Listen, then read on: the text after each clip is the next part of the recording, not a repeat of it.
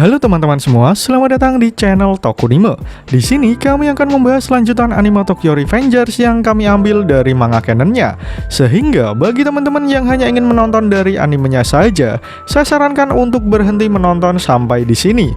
Namun jika kalian tidak keberatan dengan spoiler yang ada, maka kalian menonton konten yang tepat. Pada episode sebelumnya, kita ditunjukkan kematian Maiki di masa depan. Walaupun ia berniat mati di tangan Takemichi, namun orang yang membunuhnya adalah Naoto. Meskipun begitu, Maiki merasa senang karena ia bisa merasakan kembali tangan Takemichi yang begitu hangat. Takemichi sendiri merasa jika masa depan kali ini sangat menyedihkan. Tidak butuh waktu lama, ia langsung kembali ke masa lalu dan bertekad untuk menjadi lebih kuat. Bersama dengan Chifuyu, ia kembali menata rencananya untuk mengubah masa depan menjadi lebih baik. Bagaimana kelanjutan ceritanya? Mari langsung saja kita bahas alur cerita Tokyo Revengers episode kali ini.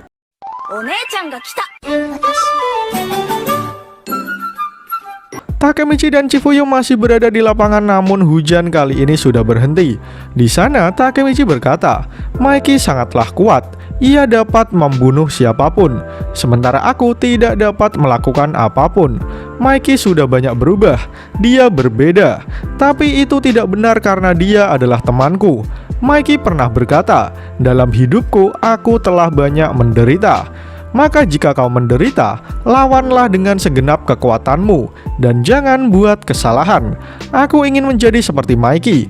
Maka telah kuputuskan, sampai aku menjadi nomor 1 di Touman, aku tidak akan melangkah ke masa depan. Ini yang terakhir kalinya. Aku menyebutnya dengan pembalasan." Kemudian Takemichi pun mengajak Chifuyu pergi dari tempat tersebut. Di sebuah pemandian air panas, Takemichi mulai merasakan sakit dari tangannya. Walaupun begitu, Takemichi mengatakan jika ada sebuah pertarungan, ia ingin sekali ikut serta dan menunjukkan seberapa kuat dirinya, sehingga dia bisa menjadi orang nomor 1 di Touman. Saat sedang keramas, Takemichi bertanya kira-kira apa yang membuat Maiki menjadi seorang pembunuh di masa depan. Chifuyu menjawab jika mungkin saja hatinya tenggelam dalam kegelapan.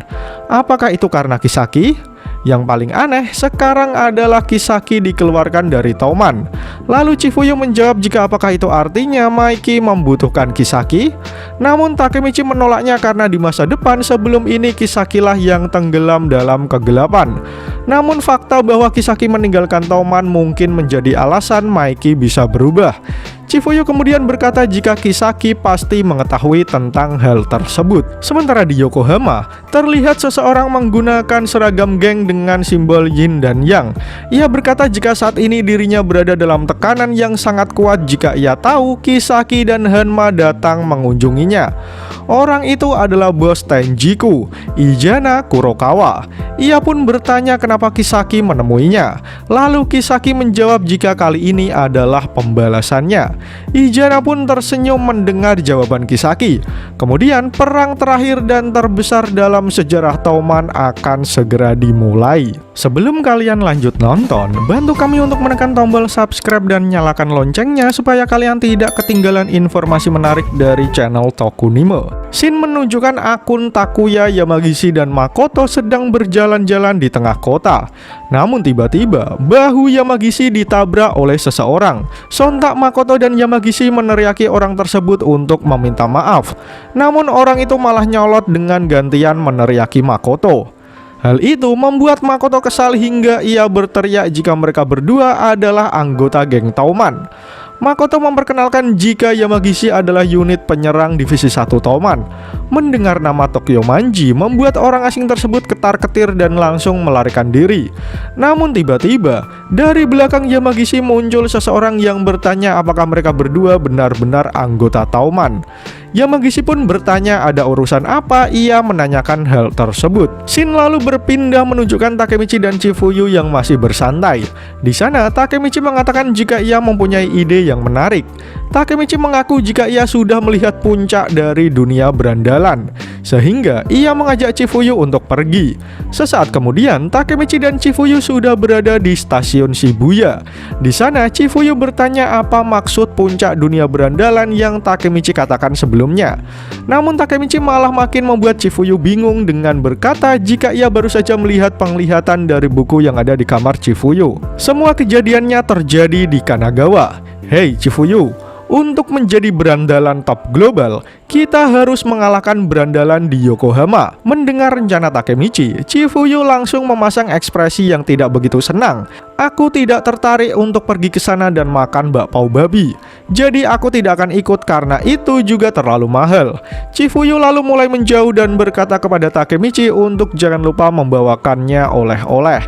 Tapi tiba-tiba Chifuyu dipanggil oleh Makoto dan Yamagishi yang sudah babak belur. Sontak Chifuyu bertanya apa yang terjadi pada mereka. Lalu tiba-tiba segerombolan orang keluar dari gerbong kereta dan mencari seseorang. Takemichi bertanya-tanya siapakah orang-orang itu. Tapi tiba-tiba ia dihampiri orang tersebut karena penampilan Takemichi terlihat seperti seorang preman. Kemudian ia menyuruh seseorang untuk membawakan sandranya. Dan ternyata orang yang telah dijadikan sandra adalah Akun. Anggota geng tersebut bertanya kepadanya apakah Takemichi berasal dari Tauman. Sontak Takemichi berteriak memanggil nama Akun. Namun hal itu malah membuat dirinya dalam bahaya karena secara tidak langsung Takemichi mengatakan jika ia memang berasal dari Tauman. Namun tiba-tiba Chifuyu datang dan langsung menendang orang tersebut. Ia langsung menyuruh Takemichi dan Akun untuk lari dari sana. Takemichi pun langsung menyuruh Akun untuk naik ke punggungnya. Kemudian Takemichi lari dari gerombolan geng tersebut dengan menggendong Akun. Chifuyu berteriak jika ia akan segera menyusul Takemichi. Sementara Takemichi sendiri meminta maaf kepada Chifuyu. Dalam pelariannya, Takemichi bertanya apa yang sudah terjadi kepada Akun. Sementara di belakangnya, puluhan anggota geng mulai mengejar Takemichi. Chifuyu yang lengah langsung terkena pukulan dari salah satu anggota geng tersebut. Sampai-sampai ia terpental beberapa meter. Orang tersebut kemudian menyuruh semua anggotanya untuk membunuh setiap anggota Tauman. Sementara Takemichi masih berlari menghindari kejaran dari puluhan lawannya. Kemudian Yamagishi mengajak Takemichi untuk masuk ke sebuah toko. Setelah Takemichi dan Akun berhasil masuk, Makoto langsung mengunci pintunya. Sehingga puluhan anggota geng yang ada di luar hanya bisa marah-marah karena tidak bisa masuk. Kemudian semua orang mulai berlari ke pintu belakang untuk melarikan diri. Lalu Makoto mulai berkata jika semua ini adalah kesalahannya. Mereka adalah anggota geng Tenjiku dari Yokohama. Namun Makoto tidak mengetahui alasan kenapa mereka semua mengincar Tauman. Aku menyebut nama Tauman dan mereka langsung menyerang kami. Akun menjadi umpan supaya kami bisa kabur. Kemudian Yamagishi mengatakan jika ia terpisah dari Takuya saat ia kabur. Sesaat kemudian Akun sudah mulai sadar. Kemudian ia mengatakan jika ada 300 anggota Tenjiku yang datang ke Tokyo. Mendengar hal itu, Takemichi menyadari jika saat ini Chifuyu berada dalam masalah serius. Takemichi kemudian menyuruh teman-temannya untuk lari ke tempat persembunyian Tauman terlebih dahulu, karena mungkin saja di sana ada anggota Tauman yang akan membantunya. Sedangkan Takemichi berlari menuju ke tempat Chifuyu kembali.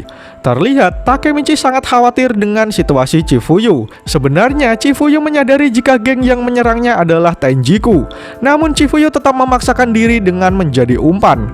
Ketika Takemichi berlari dengan sangat kencang, tiba-tiba seseorang menahan leher Takemichi hingga membuatnya terlempar. Dengan ekspresi yang menjengkelkan, anggota botak tersebut mengejek kedatangan Takemichi. Di sana, Takemichi dijadikan bulan-bulanan oleh semua anggota Tenjiku yang ada. Tapi tiba-tiba, Akun datang dan langsung menerjang orang tersebut. Takemichi sendiri sangat terkejut dengan kedatangan Akun.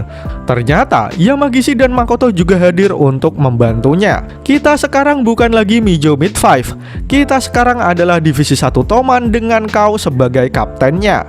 Kau ingin menyelamatkan Chifuyu kan? Jadi jangan bertingkah seperti kami tidak bersamamu. Kami juga anggota Tauman. Kami tidak akan meninggalkan teman kami. 300 bajingan bukanlah masalah. Kami akan membuka jalan untuk kabur. Jadi ayo lakukan ini, Kapten. Namun kondisinya memang tidak menguntungkan bagi Takemichi dan kawan-kawan, sehingga mereka tetap saja babak belur dihajar ratusan anggota Tenjiku. Mereka semua pun berteriak jika sekarang sudah berakhir. Akun dan Yamagishi terlihat sudah mencapai batasnya. Sementara Takemichi bertanya-tanya siapa sebenarnya geng Tenjiku ini. Takemichi merasa jika ia tidak pernah melihatnya di masa lalu. Tapi tiba-tiba Takemichi mendengar suara seseorang yang sangat ia kenali. Orang tersebut adalah Kisaki yang menggunakan seragam Tenjiku. Takemichi pun terkejut melihat Kisaki berada di sana, sementara Kisaki hanya menunjukkan ekspresi yang datar. Di sana, Kisaki menyapa Takemichi dengan memanggilnya pahlawan. Sontak Takemichi menyadari jika itu adalah perkataan Kisaki di masa depan sesaat setelah membunuh Chifuyu. Hal itu membuat Takemichi berpikir jangan-jangan Kisaki adalah... Namun sebelum Takemichi melanjutkan perkataannya, chapter pun berakhir. Pada chapter kali ini, kita ditunjukkan jika Kisaki telah memulai rencana barunya untuk menggunakan Tenjiku. Takemichi sendiri masih bingung dengan segala situasi yang sudah terjadi, sementara nasib Chifuyu juga belum diketahui. Namun di akhir chapter, Takemichi mendapati fakta bahwa Kisaki sudah bergabung dengan geng Tenjiku di Yokohama. Menarik untuk menanti bagaimana kelanjutan cerita Tokyo Revengers di chapter selanjutnya. Jika kalian suka dengan pembahasan kali ini, jangan lupa share video ini ke sosial media kalian ya. Atau jika ada request, kritik, dan saran, langsung saja sampaikan di kolom komentar di bawah. Karena kritik dan saran kalian akan membuat channel ini terus berkembang. Akhir kata, terima kasih sudah menonton video ini hingga akhir. Sampai jumpa di video selanjutnya.